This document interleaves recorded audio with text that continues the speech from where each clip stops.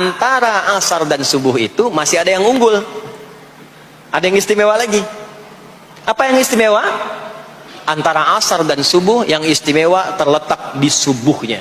Jadi dari 5 waktu ini, yang pertengahan asar dan subuh, karena amal di bawah ditunjukkan untuk mendapatkan penilaian langsung dari Allah seketika dan memberikan jawaban dari apa yang kita inginkan, asar dan subuh. Tapi dibandingkan asar dengan subuh, bila keduanya dibandingkan, dua-duanya mulia. Maka subuh punya kemuliaan yang tidak dimiliki oleh asar. Ya, makanya nanti asar bisa bertemu dengan zuhur, masih ada jama, masih ada qasar. Maghrib ketemu isya, masih ada jama, ada qasar. Ya, tapi subuh nggak bisa di jama, nggak bisa di qasar. Ya. Makanya subuh letaknya jauh, ke isya jauh, ke zuhur jauh. Ya, saya mau jamaah. Ya, jama antara isya dengan subuh biar nanti bangunnya sekalian gitu. Nggak bisa. Ya. Maghrib masih bisa dijama dengan isya, isya dikosor dari 4 jadi 2. Maghrib nggak bisa dikosor karena 3 nggak mungkin jadi 1,5. Ya. Zuhur udah 2, masa mau dikurangin lagi? Subuh udah 2, nggak mungkin dikurangi lagi. Maka dari itu subuh menyendiri sendiri. Nah, ada apa kemuliaan di subuh itu? Maka turunlah Quran surah ke-17 ayat 78 yang tadi saya bacakan di awal. Aqimis salata liduluki syamsi ila ghasaqil lail. Sampai sini zuhur sampai isya. Duluki syamsi tergelincir matahari itu zuhur. Sampai ghasaqil lail tiba malam itu isya. Lalu ditutup ujungnya wa qur'anal fajr. Khusus untuk subuh itu ditambahkan selain sholat ada bahasa Quran di Quran sendiri. Khusus untuk subuh redaksinya ditambahkan dengan Quran. Apa itu Quran? Halo, apa itu Quran? Kalau tidak tahu cepat katakan wallahu a'lam deh. Apa itu Quran? Wallahu a'lam. Ada Quran, ada Al-Quran. Ada Quran, ada Al-Quran. Kalau yang disebut Al-Quran itu mutlak firman Allah. Dari mulai Al-Fatihah sampai An-Nas. Ini yang terdapat di dalam mushaf ini, di 2 jilid ini. Ya, itu Al-Quran. Kalau disebutkan Quran tanpa alif lam, maka yang dimaksudkan bacaan secara umum. Apakah itu Al-Quran, doa, istighfar, semua bacaan itu Quran. Kemuliaan sholat subuh itu dimulai sejak waktu fajar, matahari mulai keluar sinarnya untuk membelah gelapnya malam, itu sinarnya disebut dengan fajar. Nanti subuhnya saya terangkan di akhir. Sinarnya dibelah, membelah kegelapan malam, fajar shadiq. Maka pada saat itu bukan hanya sholatnya yang punya keistimewaan seperti sholat asar tadi, tapi semua bacaannya langsung dijawab seketika oleh Allah Subhanahu wa taala, dipersaksikan oleh seluruh malaikat dan dijawab langsung oleh Allah Subhanahu wa taala. Jadi kalau Anda berdoa, maaf, doanya lebih cepat terkabul kalau dipanjatkan dengan cara yang benar dan khusyuk. Kalau Anda istighfar, langsung dijawab. Kalau kita baca Quran, pahala langsung dituliskan berlipat. Itulah kemuliaan waktu fajar. Jadi Allah sendiri yang menyampaikan, bukan cuma sholat yang penting, semua bacaannya itu langsung didengar, langsung direspon, langsung dipersaksikan. Karena itu ada anjuran bahkan dari Al-Quran, dan ini dikerjakan oleh semua sahabat, saking pentingnya sholat subuh itu, waktu fajar itu, bahkan mereka bangun dan menunggu sebelum tiba fajar. Maka disitulah muncul kemudian tahajud. Maka muncullah kemudian istighfar sebelum waktu subuh. Ya, ada amalan, ini saya mau kasih rahasia ya. Tapi tolong jaga, ini antara kita saja di sini. Ya, rahasia. Ada waktu sebelum subuh. Cuman 15 sampai 20 menit kurang lebih.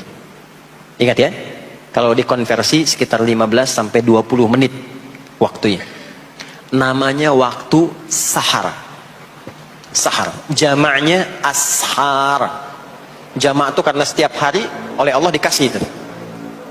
Sahar, jamaknya ashar. Rahasianya di mana? Bapak Ibu, ini waktu yang paling cepat untuk terkabulnya doa. Anda mau minta apa saja, hadisnya qudsi. Ibadi, kata Allah, hambaku, siapapun yang bermohon sekarang aku kabulkan, yang minta aku berikan. Wa man istaghfara li ghafartu lah. Siapa yang minta ampunan, istighfar, aku ampuni dia sekarang juga. Baik, Bapak Ibu, begini saya tanya nih, kalau ditawarkan minta apa saja diberi, ya, terus minta ampun juga diampuni, pilih mana? Minta apa saja diberi, mau minta apa saja, atau mau minta ampunan istighfar, pilih mana? Jujur aja, kalau ada proyek nilainya 100 miliar, ya, ada utang 1 miliar belum ditutup, terus suruh minta apa saja diberikan, pilih mana? Minta 100 miliar potensi dikabulkan, atau minta diampuni dosa, pilih mana? Pilih salah satu, nggak usah dua-duanya. Oh, ada tawaran dikasih 100 miliar atau diampuni dosa, pilih mana? Ampuni dosa. Pelan banget ya. Kata ibu kalau bisa dua-duanya gitu. Coba, kalau ada rumus begini, Anda disuruh memilih apakah dunia dan seisinya atau memilih ampunan Allah, maka pilih ampunan Allah. Karena nanti ada rahasia yang kedua. Banyak rahasia ini.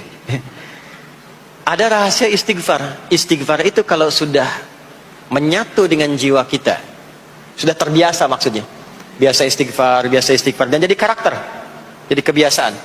Bukan hanya pasca sholat, di mobil istighfar, di kantor masuk istighfar, sudah kebawa, udah refleks itu. Faidah keutamaan untuk orang yang rajin istighfar itu ada dua. Satu, diampuni dosanya oleh Allah, yang cirinya nanti akan dijaga dari maksiat. Ya, bukan maksum, karena maksum itu untuk para nabi, untuk para nabi dan rasul. Manusia nggak ada yang maksum selain nabi dan rasul. Maksudnya apa?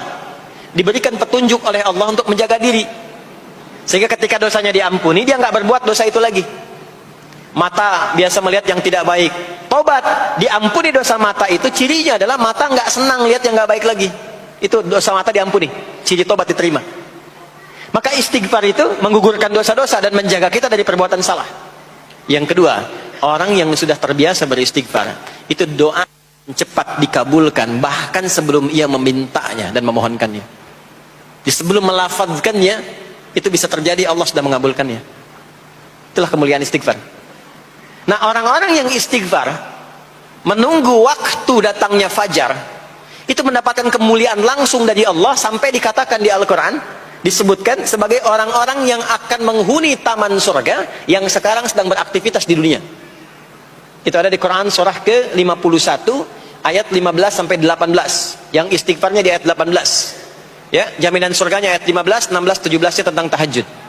Innal muttaqina fi jannatin wa 'uyun akhidhina ma atahum rabbuhum innahum kanu qabla dhalika muhsinin. 17-nya kanu qalilan minal laili ma yahja'un, bahkan nunggu waktu sahar, nunggu subuh, tahajud dulu. Kemudian 18-nya wabil ashari hum yastaghfirun. Istighfar. Sampailah tiba dia waktu fajar subuh. Ya. Itu selesai dia istighfar, dapat kesempatan subuh, sholat dulu 2 rakaat. Itu saking tingginya waktu itu, nilainya kata Nabi melebihi dunia dan seisinya. Melebihi dunia dan seisinya. Masya Allah. Makanya muncul kemudian sabda Nabi, raka'atul fajri khairum minad dunya wa ma fiha. 2 rakaat subuh ini daripada dunia dan seisinya. Itu asalnya di sini. Nah, jadi memang subuh itu mesti diperjuangkan. Dan subuh itu generatornya, kalau subuh sudah bisa konsisten, yang lainnya ikut. Subuh itu kalau sudah konsisten, subuh ke masjid, jamaah, subuh jamaah, bangun tahajud, istiqamah, istighfar. Itu kalau subuhnya sudah bagus, yang lainnya ikut.